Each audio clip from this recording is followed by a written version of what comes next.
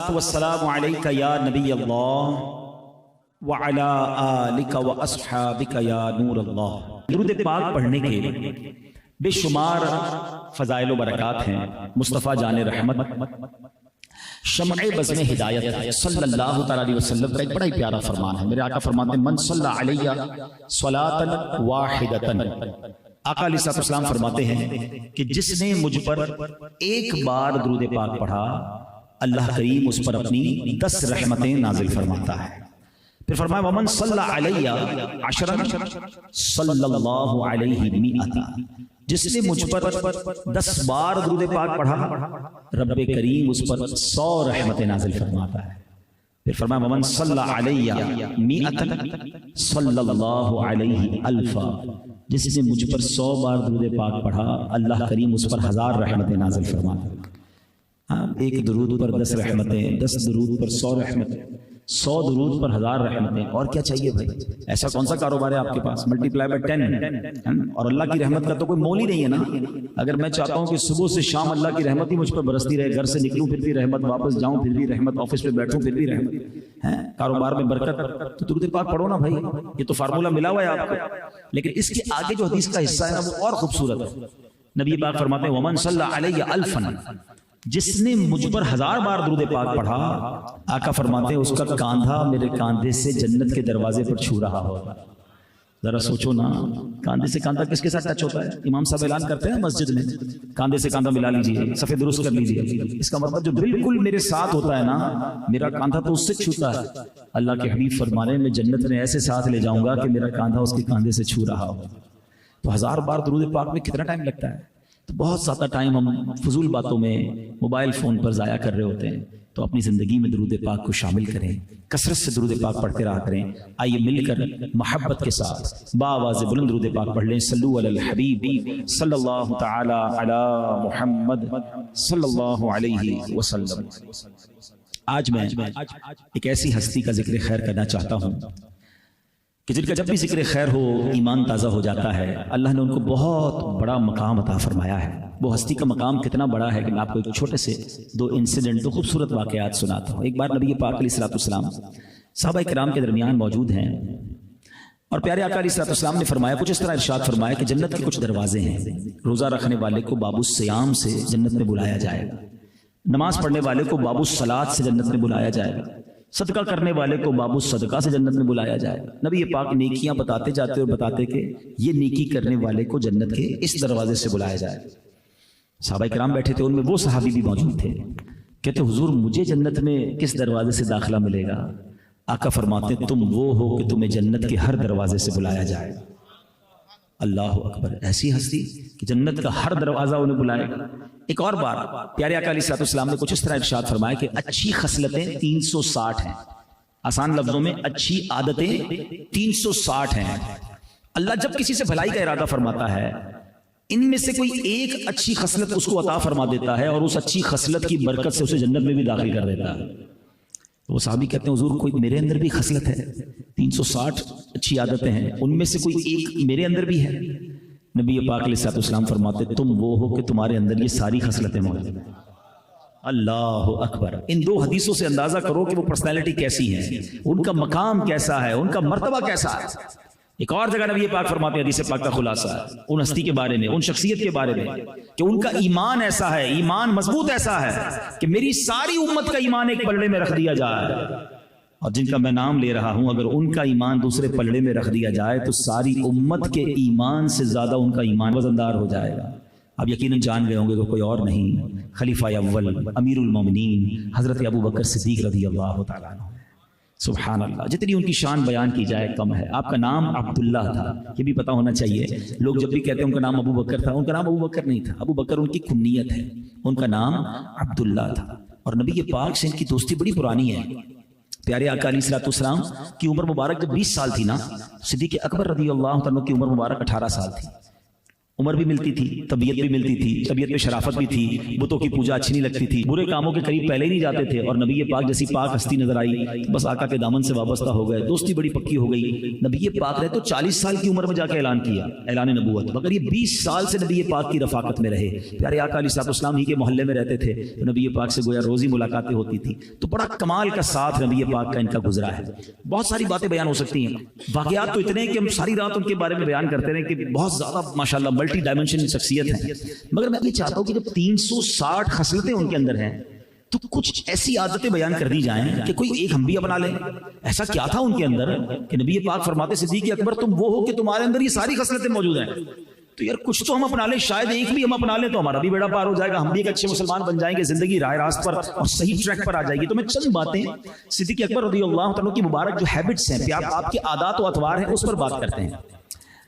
صدیق اکبر رضی اللہ عنہ کے بارے میں آتا ہے کہ آپ اتنے ہمبل تھے، اتنے جس کو کہیں کہ ڈاؤن ٹو ارتھ تھے کہ آپ کے محلے میں کچھ بچیاں رہتی تھیں، وہ بچیاں روز آ جاتی صبح اپنی بکریاں لے کر، کہتی چاچا جان بکریوں سے دودھ نکال دیں، آپ بکریوں سے دودھ نکال کر ان کے برتن میں ڈال کے انہیں دے دیا کرتے۔ اب سڈنلی آپ امیر المومنین بن گئے، آپ خلیفۃ المسلمین بن گئے، لیڈر آف دا نیشن بن گئے۔ وہ بچیاں آئیں کہتی ہیں اب تو آپ امیر المومنین بن گئے ہیں، اب تو آپ کا مرتبہ بہت بڑا ہو گیا ہے، اب آپ ہماری بکریوں کا دودھ تو نہیں نکال کے دیں گے۔ صدیق اکبر رضی اللہ عنہ فرماتے ہیں کہ خدا کی قسم تم میرے رویے میں کسی قسم کا فرق نہیں دیکھو گے، امیر المومنین بن چکے تھے مگر آپ نے ان بکریوں کا دودھ نکالا، برتن بھر کے بچیوں کو پیش کر دیا۔ پہلی عادت میں چاہتا ہوں بیان بھی کرتا جاؤں، ساتھ ہم سیکھتے بھی جائیں، کچھ امپلیمنٹیشن بھی لے کے جاؤں نا۔ کیا عادت تھی؟ مقام بڑا ہوا رویہ چینج نہیں ہوا، عادتیں نہیں بدلی ہیں۔ ہمارا حال کیا ہے؟ تھوڑے پیسے آ جائیں، تھوڑا نام ہو جائے، تھوڑی مشہوری ہو جائے، تھوڑا کوئی منصب مل جائے، کوئی عہدہ مل جائے، کوئی اقتدار مل جائے، ٹوری بدل جاتی ہے، اسٹائل ہی بدل جاتا ہے، بندہ پرانے لوگوں کو پہچاننے سے انکار شروع کر دیتا ہے۔ میں کہاں، یہ کہاں؟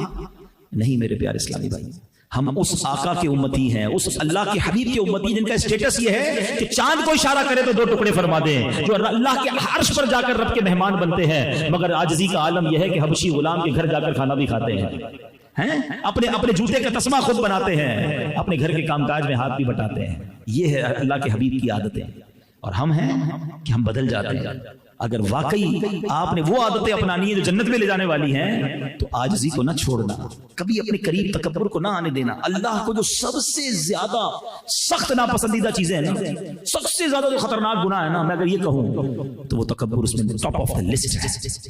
بتائیں نا کائنات میں سب سے بڑا گناہ کیا ہوا تھا؟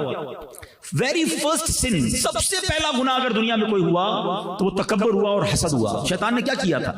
پہلا گناہ تو اسی نے کیا تھا نا، حضرت آدم سے حسد کیا اور تکبر کیا۔ اس نے کیا کہا تھا رب کو؟ انا خیر من، اللہ میں اس سے بہتر ہوں، خلقتنی من نار وخلقتہ من طین، اللہ تو نے مجھے آگ سے بنایا، اس کو مٹی سے بنایا، میں اس کو کیوں سجدہ کروں؟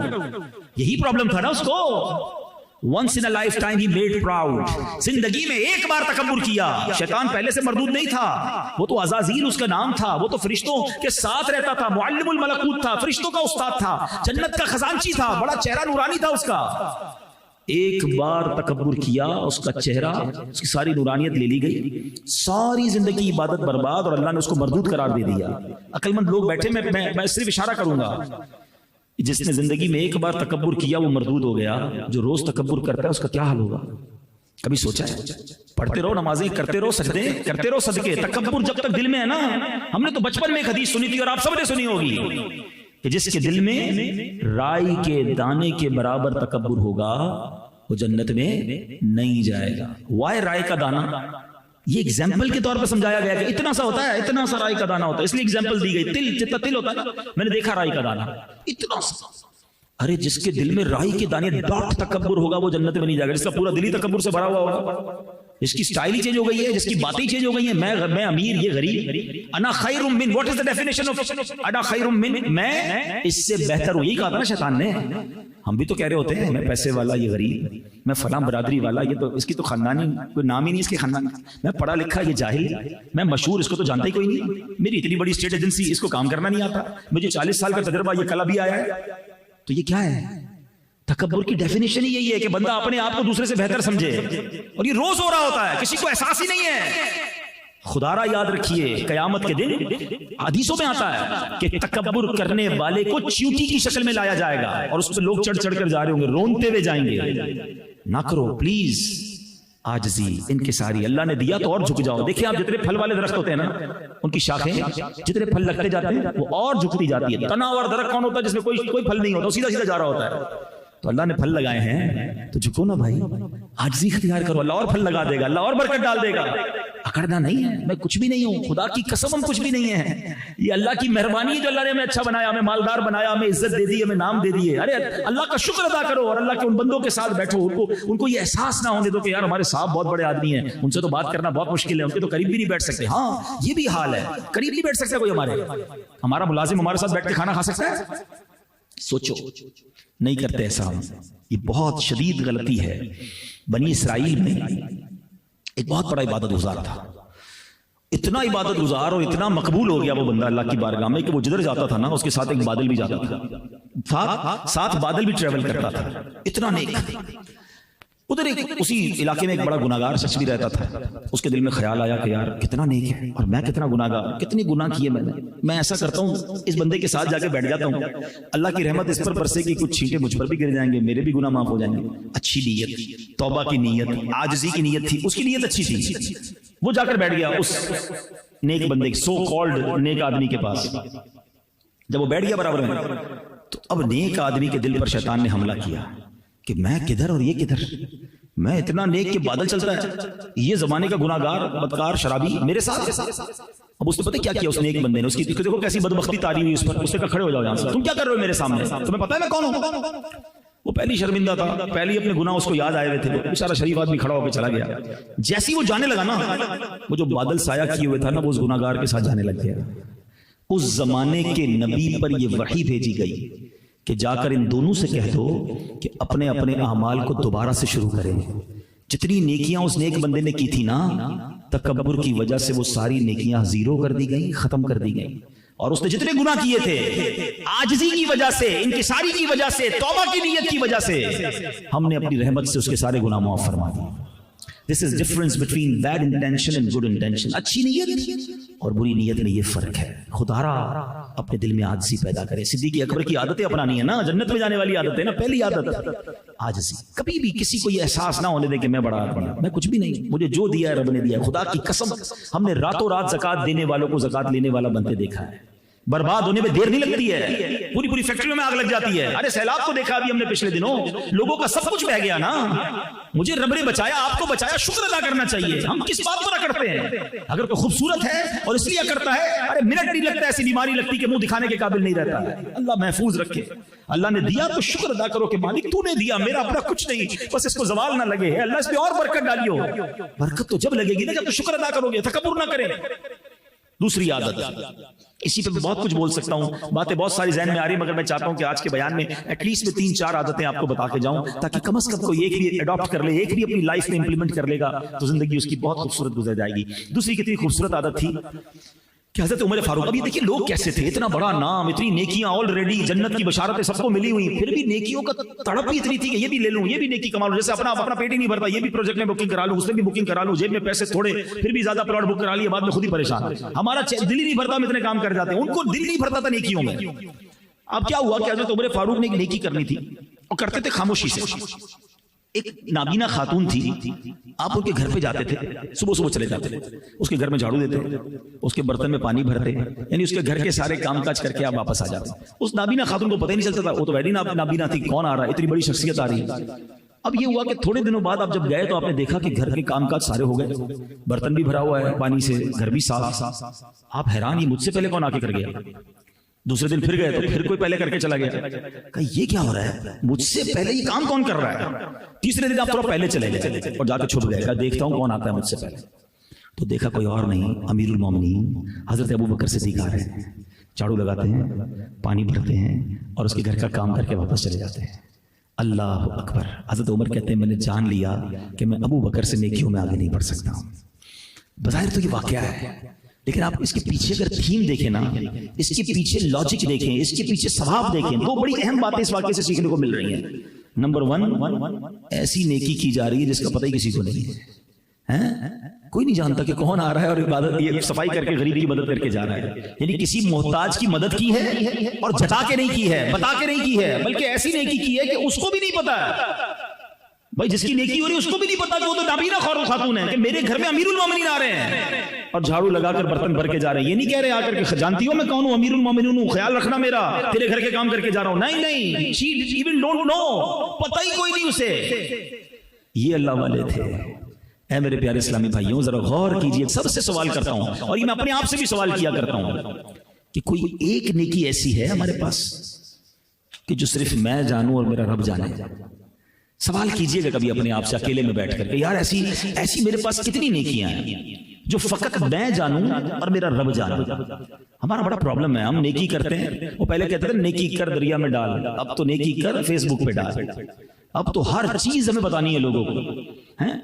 نہ کیا کرے ایسا, کچھ تو ایسا کر لو یار کہ کسی کو پتہ ہی نہ ہو میں جانوں میرا رب جانے. کوئی نہ کوئی بہانہ, شیطان مردود ہے نا.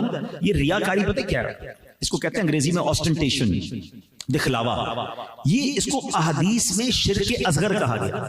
یہ اتنی بری برائی ہے کہ پتہ بھی نہیں چلتا. شیطان کا اتنا خطرناک وار ہے, آپ کو پتہ نہیں چلے گا اور آپ سے شیطان کہلوا دے گا.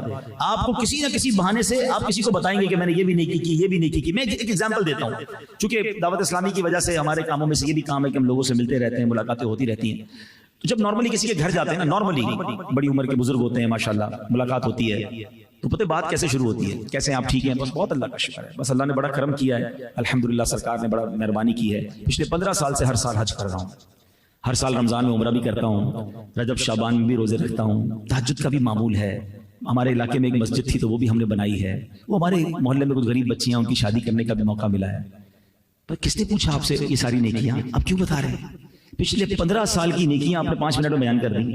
اچھا ہمت نہیں پڑتی ہماری, ورنہ کبھی میں پوچھ لوں. چلے آج سب سے پوچھ لیتا ہوں, ان سے تو نہیں پوچھ سکا جنہوں نے یہ کیا تھا کہ آپ کو 15 سال پرانا حج یاد ہے, آج صبح جھوٹ بولا تھا وہ یاد ہے, کل آپ نے آپ کی آنکھوں نے کچھ حرام دیکھا تھا وہ یاد ہے, غیبت ہو جاتی ہے آپ سے وہ یاد ہے, گناہ یاد نہیں ہے, نیکیاں پرانی یاد ہے اور بار بار بتائی جا رہے ہیں, سب کو بتائی جا رہے ہیں, جو آ رہا ہے اس کو بتا رہے ہیں. کیوں بتا رہے بھائی؟ اپنے دل سے پوچھے نا. میں نے عبادت اللہ کے لیے کی ہے نا, میں جانوں میرا رب جانے. خدا را شیطان کی سوار کو سمجھیں, یہ ہم سے کہلوا کر کہیں ضائع تو نہیں کروا رہا. اور پھر انہوں نے کیا کیا, نابینا خاتون کی مدد ہو رہی ہے, اس کو پتہ نہیں ہے. مگر آج حال یہ ہے کہ کسی غریب کو کوئی راشن دیتا ہے. پچھلے دنوں ہم نے ایسے چٹکلے دیکھے, دل خراش مناظر دیکھے کہ جناب ایک راشن کا بورا دینے کے لیے 5 لوگ کھڑے اس غریب کے ساتھ تصویر کھنچوا رہے ہیں. شرم نہیں آتی یار, اس کی غربت کا مذاق اڑا رہے ہو. کیوں ہم چاہتے ہیں کہ لوگوں کو پتہ چلے کہ ہم نے کوئی نیکی کی ہے؟ مزہ یہ ہے کہ میں جانوں میرا رب جانے. تو نیکی کریں اللہ کی رضا کے لیے کریں, لوگوں کو دکھانے کے لیے نہ کریں.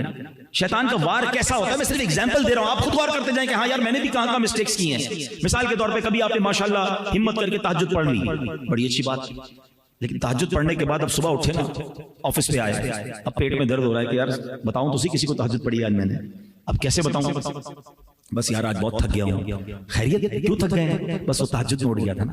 اچھا سامنے والا کہے گا اچھا ماشاءاللہ آپ تہجد پڑھتے ہیں؟ جی بس الحمدللہ. بس اب ادھر دل میں ٹھنڈک پڑ گئی کہ میری تہجد ریسیو ہو گئی. وہ نہیں واٹس ایپ میں بلو ٹک آتا ہے میسج ریسیوڈ, ہم کہتے ہیں میری نیکی ریسیوڈ ہو گئی. بھائی ریسیو نہیں ہوئی, ڈیلیٹ ہو گئی. کیوں بتائی آپ نے؟ پوچھئے اپنے آپ سے. کوئی نہ کوئی ہم بہانہ کرتے ہیں کہ میری نیکی پتہ چل جائے. میں آج آپ کو اخلاص کی تعریف بیان کر دیتا ہوں. علماء کہتے ہیں the definition of اخلاص, اخلاص یہ ہے, اور اخلاص کیا ہے؟ یہ چابی ہے قبولیت کی. اخلاص یہ ہے کہ جس طرح تم اپنے گناہوں کو چھپاتے ہو نا, اس طرح اپنی نیکیوں کو چھپاؤ. ہم چاہتے ہیں ہمارے گناہ پتہ چل جائیں, کوئی بھی نہیں چاہتا. نیکیاں کیوں پتہ چلیں؟ میں جانوں میرا رب جانے. اور دوسرا اس واقعے سے جو سیکھنے کو ملا نا, جو اس سے زیادہ امپورٹنٹ ہے, کہ جتانا نہیں ہے. ہاں ہم لوگ کیا کرتے ہیں, اتنی بڑی مسٹیک ہے یہ. بھائی یاد ہے نا, نوکری لینے میرے پاس ہی آیا تھا, میں نے دلوائی تھی نوکری تجھے, آج بڑی ریئل اسٹیٹ کھول کے بیٹھا ہے, میرا احسان بھول تو نہیں گیا؟ تجھے قرضہ چاہیے تھا, میں نے دیا تھا, بھول تو نہیں گیا؟ 2 پٹی کے چپل پہن کے آیا تھا میرے پاس, آج گاڑی میں گھوم رہا ہے, بڑا آدمی ہو گیا ہے. میں نے تیرے کو کاروبار پہ دکھایا تھا, لائن کس نے سکھائی تھی؟ میرے پاس نوکری کرتے کرتے آج تو نے اپنی دکان کھول لی. کیا کر رہے ہیں؟ یہ نیکی کی ہے یا احسان جتا رہے ہیں؟ میں آپ قرآن سناتا ہوں آپ کو. یہ جو احسان جتانے والے لوگ ہیں نا, ان کو قرآن سناتا ہوں. اور اللہ نے قرآن میں یہ ڈائریکٹلی مومنوں سے بات کی ہے. اللہ فرماتا ہے یا ایھا الذین آمنوا لا تبطلوا صدقاتکم بالمن والاذی, اے ایمان والو اپنے صدقے باطل نہ کرو احسان جتا کر اور تکلیف پہنچا کر. ہم کیا کر رہے ہیں؟ کبھی بھی نہ کریں ایسا. اگر کسی کا بھلا کیا تو اس کو یہ پتا بھی نہ چلنے دیں. مزہ تو یہ ہے کہ میں کسی کا بھلا کروں اور اس کو بھی پتا نہ چلے بھلا کس نے کیا, پھر مزہ ہے. مگر ہم تو اسے بار بار یاد دلاتے ہیں, بار بار جتاتے ہیں. صدقہ ختم, یہ تو دل آزاری ہو رہی ہے. ام المومنین حضرت عائشہ صدیقہ اور حضرت ام سلمہ رضی اللہ تعالیٰ عنہ کا آپ کو ایک طریقہ بتاؤں, ایمان تازہ ہو گیا جب میں نے اس روایت کو پڑھا کہ جب وہ اپنے کسی غلام کو صدقہ دیتی تو اس کو کہتی کہ جا کر کسی غریب کو دے آؤ اور اس غریب سے ہمارے لیے دعا مت کروانا. پوائنٹ سمجھیے گا. اور اگر وہ کوئی دعا کر دینا تو وہ دعا نوٹ کر کے لانا. اب غلام گیا, اس نے جا کر کسی غریب کو جو بھی پیسے وغیرہ دیے تھے کھانا وغیرہ دے کر آ گیا. تو آ کر کہا کہ امی حضور اس نے آپ کے لیے بہت ساری دعائیں کی. کیا کیا دعائیں کی؟ اس نے بتایا, انہوں نے یہ بھی کہا یہ بھی کہا. امی حضور نے ہاتھ اٹھایا, اس غریب کے لیے یہ دعائیں کی جو انہوں نے اس کے لیے کی تھی, ان کے لیے کی تھی. اور پتہ ہے کیا کہا؟ دعا کا بدلہ دعا ہو گیا, صدقے کا بدلہ اللہ سے لیں گے. یعنی صدقے کے بدلے اسپیسیفکلی دعا بھی نہیں کروائی. ہم کیا کرتے ہیں, دیکھو تیرے کو عمرے پہ بھیج رہا ہوں, ہر چکر میں میرا نام لینا ہے. کعبے کو دیکھ کے اپنے لیے نہیں, میرے لیے دعا کرنا, تیرے کو پیسے میں نے دیے ہیں. یہ کیا کرتے ہیں ہم بھائی؟ اگر آپ کے لیے وہ دعا ہی نہ کرے, رب تو جانتا ہے نا کس نے پیسے دیے ہیں. ہر قدم پر آپ کو پہلے ثواب ملنا ہے. آپ کیوں ایمفسائز کرتے ہیں, جتاتے کیوں ہیں, ہم امپوز کر دیتے ہیں اس کے اوپر. نہ کریں ایسا. یہ ایسا نہ ہو کہ صدقہ ہی ضائع ہو جائے. صدیق اکبر کی صدا کو ادا کرو, مدد کرو اور اس کو احساس بھی نہ ہونے دو. بلکہ میں سچی بات بتاؤں, بات تھوڑی گہری ہے, چند لوگوں کو ہی سمجھ آئے گی. جو مجھ سے اور آپ سے زکوٰۃ لے کے جاتے ہیں نا, وہ ہم پر احسان کرتے ہیں. ہم ان پر احسان نہیں کرتے. ہمارے مال کا میل وہ لے کے جا رہے ہیں, ہمارا فرض ادا کرنے میں ہماری مدد کر رہے ہیں. ہم کس بات کا احسان کر رہے ہیں؟ میرا اور آپ کا کمال کیا ہے مجھے بتا دو یار. اگر میں نے کسی کو صدقہ دیا, خیرات دی, مدد کی, میں نے کمال کیا کیا؟ ارے میرے رب نے مجھے اس قابل بنایا.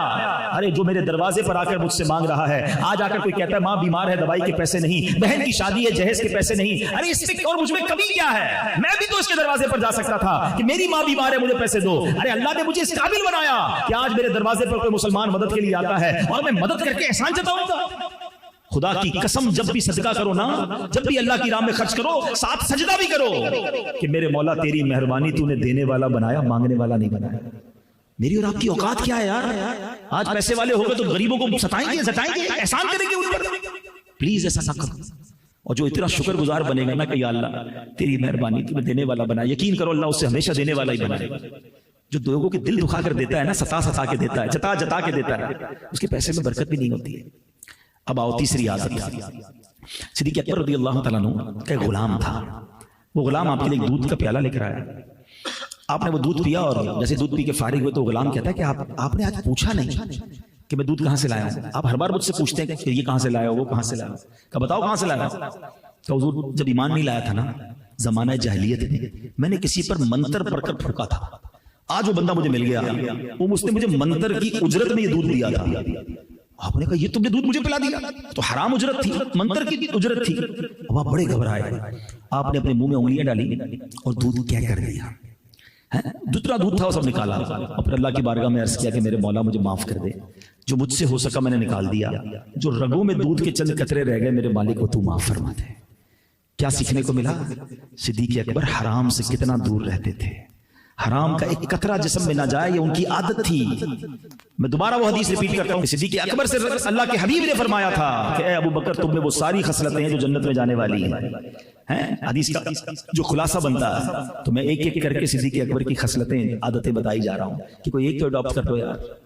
تو یہاں ہم سب کاروبار کرتے ہیں نا, کیا ہم کاروبار میں یہ چیک کرتے ہیں کہ کوئی ایک قطرہ بھی حرام کا نہ ہے؟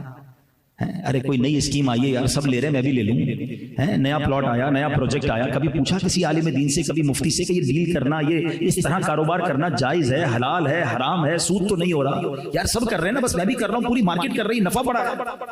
ارے بڑا نفع ہے, کہیں جہنم کی آگ تو نہیں لا رہے, کہیں حرام لے کر اپنے مال کو ناپاک تو نہیں کر رہے. یہ کیوں نہیں سوچتے؟ ہمارا انداز کیا ہوتا ہے, مثال کے طور پر کوئی آپ نے پروجیکٹ بنانا ہے, آپ اس علاقے میں کام کرنے والے ایکسپرٹ سے رابطہ کرتے ہیں کہ یار یہاں کیا ریٹ ہونا چاہیے, کس طرح کا پلاٹ لوں, کیونکہ آپ نے پہلے بھی کام کیا ہوا ہے, اچھا کس ٹھیکیدار سے بنواؤں, ریٹ کیا ہونا چاہیے, مارکیٹ کیا. جس کام کو شروع کرتے ہیں اس کام کے ایکسپرٹ سے بات کرتے ہیں, مشورہ لیتے ہیں. تو کبھی کوئی نیا کام کرنے سے پہلے کسی مفتی سے مشورہ کیوں نہیں کر سکتے ہم؟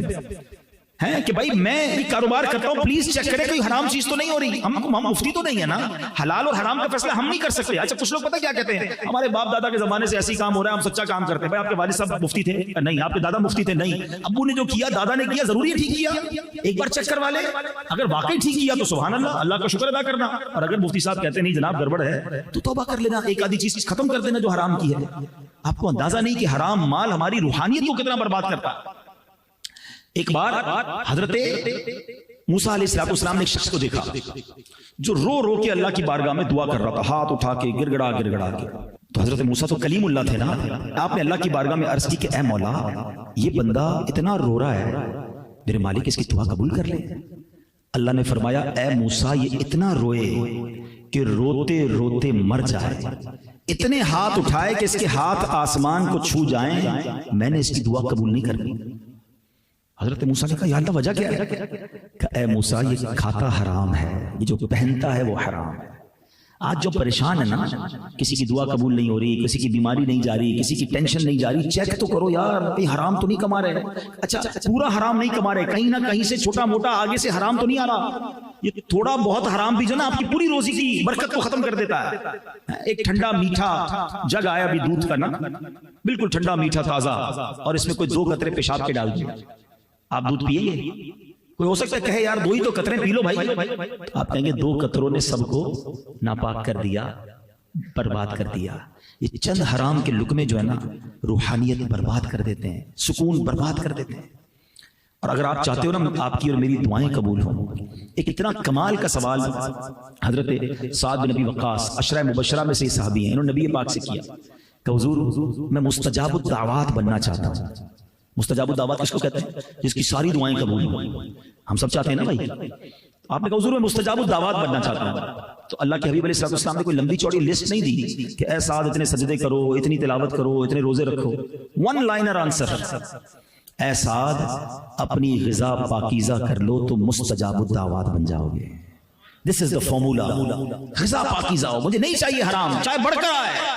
ایک بات میرے بھائی یاد کر لو, سارے میرے بھائی, جو میرے نصیب میں نہیں ہے نا وہ مجھے کوئی نہیں دے سکتا, اور جو میرے نصیب میں ہے وہ مجھ سے کوئی چھین نہیں سکتا. جو مقدر ہے وہ مل کر رہے گا.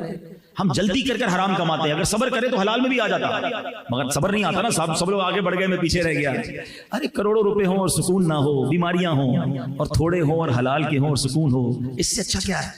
لائف جو ہے نا, ایک بات یاد رکھیں, ہم سمجھتے ہیں یار وہ بڑا برکت والا, اتنی گاڑیاں, اتنے بنگلے, اتنی بڑی ایجنسی. نہیں, لائف جو برکت ہے نا, یاد رکھ لو, یہ کوانٹٹی کا نام نہیں ہے, برکت کوالٹی کا نام ہے. ہم سمجھتے جس کے پاس زیادہ ہے وہ برکت والا, نہیں. جس کے پاس تھوڑا ہے اور ساتھ زندگی بڑی اچھی ہے, برکت والا تو وہ ہے جس سے رب راضی, وہ رب سے راضی, پرسکون لائف, حلال روزی, ادھر بھی چین, آخرت میں بھی چین. اب ادھر بہت بڑے بڑے بنگلے, لگژری ہاؤسز, قبر میں کیڑے انتظار کر رہے ہیں. کیا لائف ہے یہ؟ حلال کی کماؤ, اللہ بہت برکت ڈال دے گا. ہم بعض اوقات دوسروں کو دیکھ رہے ہوتے ہیں, یہ آگے بڑھ گیا, وہ آگے بڑھ گیا. فرعون کے پاس بہت پیسہ تھا بھائی, تو فرعون کی پیروی کرو گے. قارون کے پاس بہت پیسہ تھا, ہم اس کو پیچھے تھوڑی بھاگیں گے. ہمیں عثمان غنی والا حلال پیسہ دیکھنا ہے نا, ابو بکر صدیق والا حلال پیسہ دیکھنا ہے نا. فالو کرنا ہے تو ان کو کرے نا. آپ فون کریں مفتی صاحب, اپنی ڈیل چیک کروا لیں, اپنا مسئلہ پوچھ لیجیے, اس میں کیا حرج. اگر ایک بار آپ سوال کر رہے ہیں اور آپ کو کہتے ہیں سبحان اللہ کہ آپ جو کام کر رہے ہیں بالکل حلال ہے, 2 رکعت شکرانے کے نفل پڑھ لینا بھائی. اور اگر وہ کہتے ہیں کہ یوں نہ کریں, یوں کر لیں, یہ حرام ہے, یہ حلال, وہ راستہ بھی بتائیں گے آپ, تو اس میں آپ کی روزی حلال ہو جائے گی میرے بھائیوں. تو اس کی فکر کریں. پیاسا کنویں کے پاس جاتا ہے نا, بیمار ہوتا ہے تو ڈاکٹر تھوڑی گھر آتا ہے, ہم جاتے ہیں ڈاکٹر کے پاس. تو ہمیں رابطے رکھنے چاہیے علماء سے, مفتیان کرام سے, تاکہ ہماری روزی حلال رہے, ہم گناہگار نہ ہوں. ہم سب نے دنیا سے جانا ہے, مال لے کے تھوڑی سالہ چلے جائیں گے, پیچھے بچوں کے لیے چھوڑ کے جائیں گے. اگر وہ حرام چھوڑ کے گئے تو مار پھر بھی قبر میں پڑنی ہے. تو ایک بار چیک کروا لو بھائی, تاکہ کسی انداز میں, کسی کام میں ہم حرام کی طرف نہ جائیں. حرام میں بہت سارے انداز ہوتے ہیں, رشوت ہوتا ہے, جھوٹ ہوتا ہے, سود ہوتا ہے, دھوکا ہوتا ہے. ہم ان سب چیزوں سے بچ کر کمائیں, اللہ اس میں خوب برکت ڈال دے گا. ایک آخری, عادتیں تو بہت ساری ہیں, ایک اور بات, کیونکہ بیان کا وقت بھی مختصر ہوتا ہے, میں, اور یہ بھی بڑا ریلیونٹ ہے. صدیق اکبر رضی اللہ عنہ ایک صحابی تھے, ان کے خالہ زاد بھائی بھی تھے, اور ان کا نام تھا حضرت مصطح رضی اللہ عنہ. صدیق اکبر رضی اللہ عنہ ان کی ہیلپ کرتے تھے, وہ بڑے غریب تھے. صدیق اکبر ان کو ہر مہینے پیسے بھجواتے تھے, ان کو گھر بار کا خرچہ دیتے تھے. تو وہ صحابی بدری صحابی بھی تھے اور مہاجر صحابی بھی تھے. اب ہوا یہ کہ کوئی ان سے ایسا کام ہوا اس کزن سے جس کی مدد کرتے تھے کہ بہت دکھ پہنچا صدیق اکبر کو, دل ٹوٹ گیا. تو آپ نے قسم اٹھا لی کہ اب میں اس کی مدد نہیں کروں گا. ایک تو میں اس کی مدد کرتا ہوں اور اس نے میرا ہی دل دکھایا یا میرے ساتھ ایسا کیا. تو آپ کا جب دل دکھا تو آپ نے اللہ کی قسم اٹھا دی اور خرچ نہ دینے کا ارادہ کر لیا. جب آپ نے یہ کیا نا تو قرآن مجید فرقان حمید کی آیت نازل ہوئی. صدیق اکبر کی شان دیکھو کہ آپ کے ایک عمل پر قرآن کی آیت نازل ہوتی ہے. اور قرآن میں جو رب نے پیغام دیا نا وہ میں چاہتا ہوں کہ بیان کے آخر میں ہم سب سن لیں, اور جو اس میں مبتلا ہیں جو اس کام میں پھنس جاتے ہیں اس سے ہم سب کو نکلنا ہے. صدیق اکبر سے سبحان اللہ کیا خوبصورت انداز میں قرآن بیان فرما رہا ہے. اور قسم نہ کھائیں جو تم میں فضیلت والے اور گنجائش والے ہیں, قرابت والوں اور مسکینوں اور اللہ کی راہ میں ہجرت کرنے والوں کو دینے کی. قسم کھا گئے تھے نا کہ میں نہیں دوں گا. پھر اللہ قرآن میں فرماتا ہے وَلْيَعْفُوا وَلْيَصْفَحُوا, اور انہیں چاہیے کہ معاف کر دیں اور درگزر کریں. غلطی ہو گئی نا, وَلْيَعْفُوا وَلْيَصْفَحُوا, معاف کر دیں درگزر کر دیں. أَلَا تُحِبُّونَ أَن يَغْفِرَ اللَّهُ لَكُمْ وَاللَّهُ غَفُورٌ رَحِيمٌ. انعام کیا ملے گا؟ معاف کرو گے, درگزر کرو گے. کیا خوبصورت انعام رب نے اعلان فرمایا. کیا تم اسے دوست نہیں رکھتے, اسے پسند نہیں کرتے کہ اللہ تمہاری بخشش کرے اور اللہ بخشنے والا مہربان ہے. ہائے ہائے ہائے. اب اس آیت میں بہت ساری باتیں بیان ہو سکتی ہیں. ایک خوبصورت نقطہ پہلے سن لو کہ اللہ نے صدیق اکبر کا ذکر کس انداز سے کیا. قرآن کہتا ہے اور قسم نہ کھائیں تم میں کون, اولو الفضل, تم میں جو فضل والے ہیں. گویا صدیق اکبر کو قرآن فضیلت والا فرما رہا ہے. اچھا پھر کیا فرمایا کہ جس نے تمہارے ساتھ برا کیا تم اس کو معاف کر دو, درگزر کر لو. کیا تم یہ نہیں چاہتے تم اس کو معاف کرو اللہ تمہیں معاف کر دے, اللہ تمہاری مغفرت فرما دے. یہ اتنا کمال کا فارمولہ, یہ جملہ قرآن کا یاد کر لو, وَلْيَعْفُوا وَلْيَصْفَحُوا, اور چاہیے کہ معاف کریں, چاہیے کہ درگزر کریں. اب ہم سب غور کریں, ہمارے ملازم کی غلطی کیا ہم معاف کرتے ہیں؟ ہماری بیوی کی غلطی کیا ہم معاف کرتے ہیں؟ ہمارے رشتہ داروں کی غلطی کیا ہم معاف کرتے ہیں؟ کبھی دوستوں سے غلطی ہو جائے ہم معاف کرتے ہیں. اچھا معاف پتہ ہے کس کو کرتے ہیں؟ جس سے کوئی مطلب ہوتا ہے, بڑا سیٹ ہے یار, ڈانٹ رہا ہے نا کوئی بات نہیں, کام بھی دیتا ہے, اس کو معاف کر دیں گے. نوکر کا گلا دبا لیں گے, اس کو گالیاں دیں گے کیونکہ وہ کچھ کر نہیں سکے گا. عجیب منطق ہے ہماری. گاڑی میں جا رہے ہیں, بڑا غصہ آیا, آگے والے نے ذرا سائڈ ماری, اتر گئے, جب دیکھا 4 گارڈ اس کے اترے, نہیں کوئی بات نہیں بھائی چاہیے.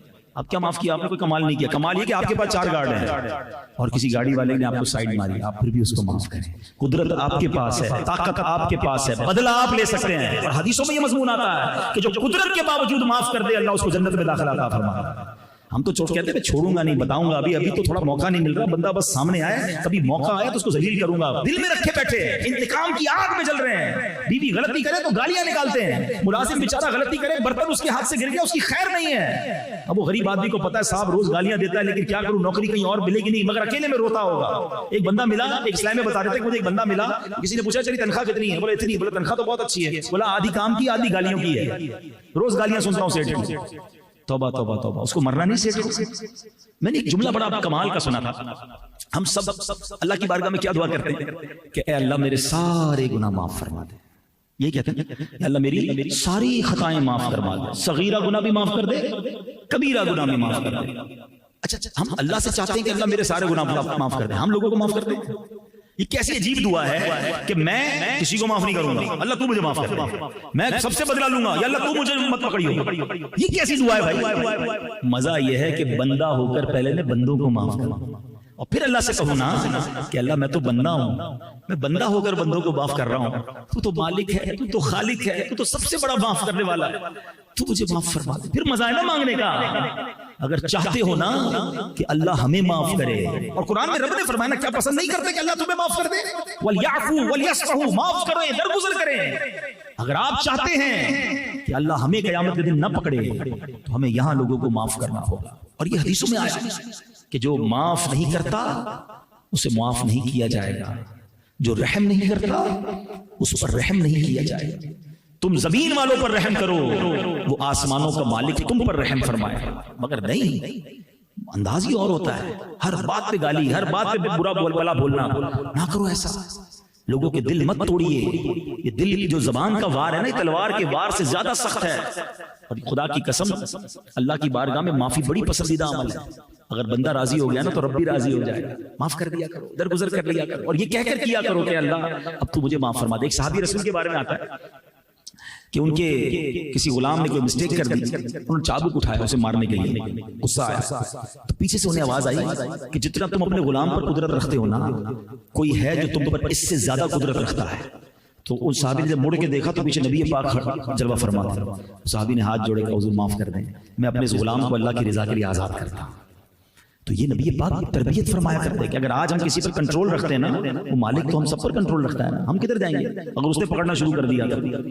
وہ واقعہ میں نے کئی بار بیانات میں سنا ہے، لیکن ہے بڑا ریلیونٹ، اس لیے پھر سنا دیتا ہوں کہ ایک شخص تھا بڑا گناہگار تھا اور اس کا انتقال ہوا۔ اس کے دوست نے اسے خواب میں دیکھا کہ تمہارے ساتھ کیا معاملہ ہوا؟ تو وہ کہتا ہے بس میں تو گناہگار ہی تھا، لیکن زندگی میں ایک بار ایسا ہوا کہ میری وائف نے، میری بیوی نے کھانا بنایا گھر میں اور اس میں نمک بڑا زیادہ ڈال دیا۔ مجھے بڑا غصہ آیا کہ میں اس کو سزا دوں، پلیٹ منہ پہ مار دوں۔ ہو سکتا ہے یہاں ابھی بھی کچھ شیر ببر ایسے بیٹھے ہوں گے جو کھانا گڑبڑ ہو جائے، چائے ٹھنڈی ہو جائے تو کچھ نہ کچھ کر ہی رہے ہوتے ہیں گھر میں۔ میرا بھی بڑا جی چاہا، پھر میں نے سوچا یار بیوی نے ایک بار کھانا غلط پکایا، مجھے غصہ آ رہا ہے، بدلہ لینے کو جی چاہ رہا ہے، میں تو صبح شام اللہ کی نافرمانی کرتا ہوں، اللہ تو مجھے نہیں سزا دے رہا۔ کہنا بس یہ دل میں خیال آیا نا، میں نے کچھ بھی نہیں کہا بیوی کا۔ مرنے کے بعد مجھے بتایا گیا کہ اس روز جو تو نے بندہ ہو کر میری بندی کو معاف کیا تھا، میں تو سب سے بڑا معاف کرنے والا ہوں، جہاں میں نے تجھے معاف کر دیا۔ جو بدلہ لیتے ہیں وہ سوچیے اگر ان سے پکڑ ہوئی تو کہاں جاؤ گے؟ ارے ایک سوری بولنے کے لیے کوئی تیار نہیں ہے۔ اچھے خاصے بچپن کے دوست ہیں، ایک بار جھگڑا ہوا نہیں معاف نہیں کروں گا، وہ دوست الگ بیٹھا ہے، یہ دوست الگ بیٹھا ہے، وہ کہتا ہے یہ معافی مانگے، یہ کہتا ہے وہ معافی مانگے، اس چکر میں دونوں مل ہی نہیں رہے، یاد بھی آ رہی ہے ایک دوسرے کی، ملنے کے لیے تیار نہیں ہے۔ میاں بیوی میں جھگڑا ہوا، بیوی میکے جا کے بیٹھ گئی، بیوی کہتی شوہر معافی مانگے پھر جاؤں گی، شوہر کہتا بیوی معافی مانگے، ارے ایک سوری، آپ دونوں کو دور کیے بیٹھے۔ وَلْيَعْفُوا وَلْيَصْفَحُوا، قرآن کہہ رہا ہے معاف کر، درگزر کر دو، دل بڑا کر لو۔ اور پھر کیا خوبصورت وعدہ آگے کہ اللہ فرما رہا ہے کہ تم پسند نہیں کرتے کہ اللہ تمہیں معاف کر دے، تمہاری مغفرت فرما دے۔ تو جو چاہتا ہے کہ رب مجھے معاف کر دے وہ اللہ کے بندوں کو معاف کرے۔ یہ دشمنیاں، یہ رائیولری ہمارا انداز نہیں ہے۔ ہو جاتا ہے یار، انسان ہی تو ہے نا، ہم سارے انسان ہیں، ہمارے خاندان والے بھی انسان ہیں، میری بیوی میرے بچے بھی انسان ہیں، میرے ملازمین بھی انسان ہیں۔ نکل گیا ہوگا زبان سے کوئی ایسا جملہ، کب تک دل میں رکھو گے یار؟ ہماری بھی تو خطائیں ہیں۔ تو بہرحال میرے پیارے اسلامی بھائیوں، آج میں نے مختصر بیان میں صدیق اکبر رضی اللہ عنہ کی چند عادتیں بیان کی ہیں، اور یہ وہ عادتیں ہیں جو جنت میں لے جانے والی عادتیں ہیں۔ میں ریپیٹ کر دیتا ہوں، فقط حلال کمانا ہے، عاجزی اختیار کرنی ہے، تکبر کے قریب نہیں جانا ہے، پھر چھپ کر عبادت کریں، اللہ کے لیے نیکی کریں، لوگوں کو دکھانے کے لیے نہیں۔ ہاں اس میں یہ ضرور ہے انما الاعمال بالنیات، اگر کوئی لوگوں کو سامنے کوئی نیکی کرتا ہے اور اس نیت سے کرتا ہے کہ باقی لوگ بھی کریں، اس میں حرج نہیں ہے، لیکن دل سے ضرور پوچھے کہ میں کس لیے کر رہا ہوں، ٹھیک ہے نا۔ اور چوتھی بات جو ہم نے سنی کہ ہمیں معاف کرنا ہے، درگزر کرنا ہے، جھگڑے نہیں کرنے، انتقام نہیں لینے، بدلے نہیں لینے۔ ہم مسلمان ہیں، مسلمان کا خیر خواہ ہوتا ہے۔ ہم کہتے ہیں اچھا اب اس طرح کی میں باتیں کروں گا نا، شیطان کسی کے دل میں ڈال رہا ہوگا یار مولانا صاحب باتیں تو ٹھیک کر رہے ہیں بھائی، زمانہ معافی کا نہیں ہے، ذرا معاف کر دیں گے تو لوگ سمجھیں گے میں بزدل ہوں، میں پہلوان نہیں ہوں، میں میری چلتی نہیں ہے۔ یہ بھی تو شیطان ہے نا، اس کو بھی تو اپنا کام کرنا ہے، وہ بھی کر رہا ہوگا کہیں نہ کہیں۔ اب آؤ میں اللہ کے حبیب کی حدیث آخری میں سنا دیتا ہوں۔ نبی پاک فرماتے ہیں، حدیث پاک کا خلاصہ بخاری کی حدیث ہے، پہلوان وہ نہیں ہے جو غصے کے وقت کسی کو پچھاڑ دے، پہلوان وہ ہے جو غصے کے وقت قابو میں رکھے، اپنے آپ کو قابو میں رکھے۔ اور واقعی لاجیکلی بھی سمجھ آتا ہے، آپ کو کوئی گالی دے، آسان کیا ہے رپلائی میں گالی دینا یا صبر کرنا؟ صبر کرنا مشکل ہے، گالی تو سب کو ہر بندہ فوراً دے دیتا ہے، ارے مزہ یہ ہے کہ روک کے دکھاؤ نا مرد ہو تو مردانگی یہی ہے، تو اس نے برا کیا ہے میں اسے معاف کروں، اور پھر اللہ دیکھو آپ کو کیسا نوازتا ہے۔ اللہ کرے کہ دل میں اتر جائے میری بات، تو یہ چند باتیں یاد رکھیے گا، اور ایسی باتوں کو اگر کنٹینیو سیکھنا چاہتے ہیں تو میں گزارش کروں گا کہ دعوت اسلامی کے اجتماعات میں آیا کریں۔ ایسے بیانات مدنی چینل پر آتے ہیں، مدنی چینل دیکھیں، ہمارے یوٹیوب پر پروگرامز چلتے ہیں وہ دیکھیں، تاکہ آپ اس طرح مزید بیانات سنیں گے تو سیکھتے رہیں۔